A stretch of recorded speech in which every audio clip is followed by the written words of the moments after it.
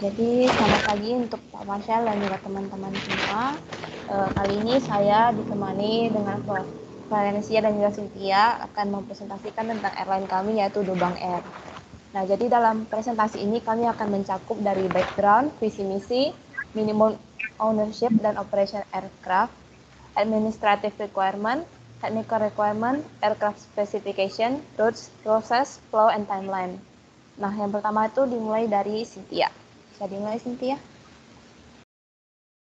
Baiklah, selamat pagi Pak Parsa dan teman-teman semua. Saya akan memulai presentasinya tentang airline Dubang Air dengan IATA kode 9G atau three-letter code-nya DBG.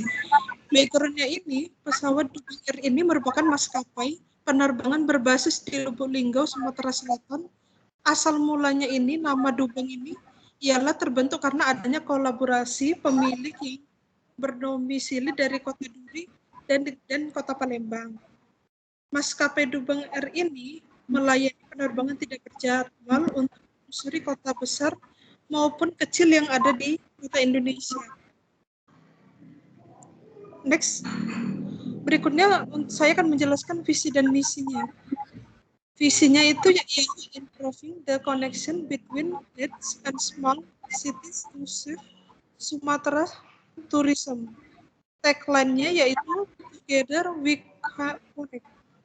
Misinya yang pertama ada menjadi maskapai penerbangan yang kreatif, efisien, dan profesional untuk kita memungkinkan melakukan banyak penerbangan bersama airline Dubang Air. Yang kedua itu bisa mengeksplorasi dan melayani penerbangan ke wilayah-wilayah terpencil di Pulau Sumatera. Yang ketiga itu menjadi perusahaan penerbangan yang andal dengan menawarkan layanan yang berkualitas dengan harga terjangkau kepada masyarakat dunia dengan menggunakan keramahan Indonesia. Next, saya juga akan menjelaskan tentang minimum owners and operation of aircraft.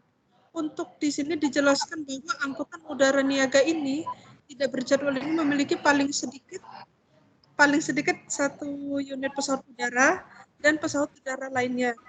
Hal ini itu bertujuan untuk mendukung berlangsungnya kegiatan operasional penerbangan sesuai dengan rute yang dilayani. Selanjutnya akan dilanjuti oleh teman saya. Oke, selanjutnya saya akan membahas tentang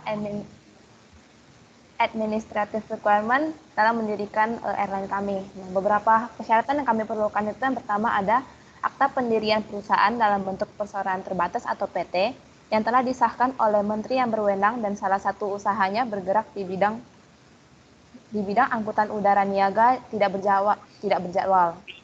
Kemudian yang kedua itu kami memerlukan nomor pokok wajib pajak atau NPWP. Yang ketiga kami itu ada surat keterangan domisili atas nama direktur utama yang diterbitkan oleh instansi yang berwenang. Kemudian yang keempat ada tanda bukti modal yang disetorkan sekurang-kurangnya 150 miliar rupiah. Kemudian yang kelima itu ada garansi jaminan bank. Dan yang terakhir itu ada surat keterangan dari Kepolisian Negara Republik Indonesia untuk anggota direksi bahwa yang bersangkutan tidak pernah terlibat tindak pidana berdasarkan putusan pengadilan yang mempunyai kekuatan hukum yang tetap yang terkait dengan penyelenggaraan angkutan udara. Kemudian ada technical requirement. Nah, di sini kami memerlukan rencana bisnis atau business plan untuk kurun waktu minimal 5 tahun yang sekurang-kurangnya memuat yang pertama itu ada jenis dan jumlah pesawat udara yang akan dioperasikan oleh airline. Dan yang kedua itu ada rencana pusat kegiatan operasi penerbangan atau operation base. Terus yang ketiga ada aspek pemasaran dalam bentuk potensi permintaan pasar angkutan udara atau demand. Yang keempat ada sumber daya manusia termasuk teknisi dan awak pesawat udara. Kelima, kesiapan dan kelayakan operasi. Dan yang terakhir ada analisis dan evaluasi aspek ekonomi dan keuangan. Selanjutnya saya akan membahas sedikit tentang aircraft specification yang akan kami gunakan di airline kami Dubang Air, yaitu Cessna 208B Grand Caravan EX. Nah, yang Pesawat yang kami gunakan ini merupakan pesawat bermesin tunggal turboprop buatan Amerika Serikat, di mana pesawat ini dapat mengangkut 2 awak kabin dan 9 penumpang dengan maksimal muatan itu 1.200 kilo atau 1,2 ton. Kemudian untuk daya jelajah yang mampu ditempuh oleh pesawat kami itu ada 1.785 km.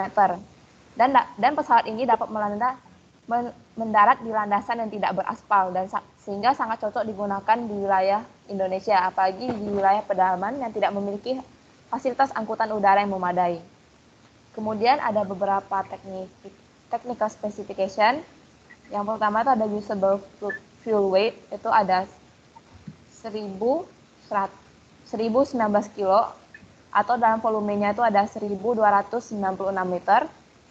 Kemudian ada basic empty weight-nya itu sebesar 2.336 kilo. Kemudian untuk useful load-nya itu ada 1.675 kilo dan maksimum payload-nya itu ada 1.520 kilo dan full fuel payload-nya itu ada 656 kilo. Kemudian untuk harga pesawat yang akan kami gunakan itu sebesar 2,84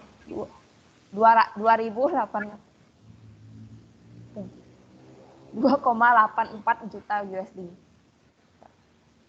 Dan bisa dilanjutkan oleh Florencia. Oke, untuk selanjutnya ini ada rute.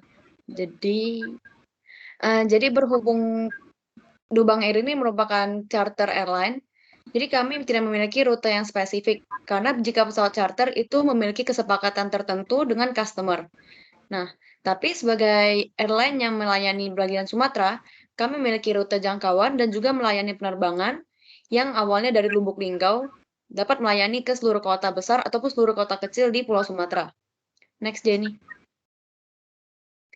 Lalu untuk proses, flow, dan timeline. Berdasarkan PN 90 tahun 2018, izin usaha angkutan udara niaga tidak berjalur penumpang. Yang pertama itu membutuhkan 1 hari kerja untuk penerbitan izin dasar NIB dan surat pernyataan komitmen sesuai OSS. Yang kedua itu ada paling lama 28 hari kerja, pelaku usaha harus memenuhi komitmen dan persyaratan teknis. Selanjutnya membutuhkan 22 hari kerja untuk evaluasi teknis setelah dokumen diterima secara lengkap oleh Ditjen Hubud.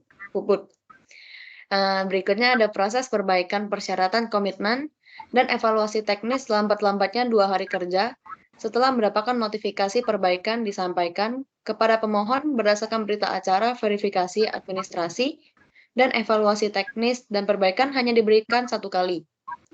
Selanjutnya, 5 hari kerja untuk Ditjen Hubud melakukan verifikasi atas perbaikan persyaratan. Next, Jenny. Lalu ada dalam hal perbaikan dokumen belum memenuhi persyaratan, Ditjen Hubud menyampaikan penolakan atas permohonan paling lama 1 hari kerja. Berikutnya, pembayaran PNBP dilakukan selambat-lambatnya 1 hari kerja setelah ada notifikasi pembayaran PNBP dikirimkan kepada pemohon dan OSS dari Kemenhub. Dan yang terakhir, dalam persyaratan komitmen dan evaluasi teknis telah disetujui, maka selambat-lambatnya 1 hari kerja Ditjen Hubud menerbitkan surat izin usaha angkutan udara dan menotifikasi OSS bahwa surat izin usaha angkutan udara niaga telah diterbitkan. Sekian presentasi dari kami. Terima kasih.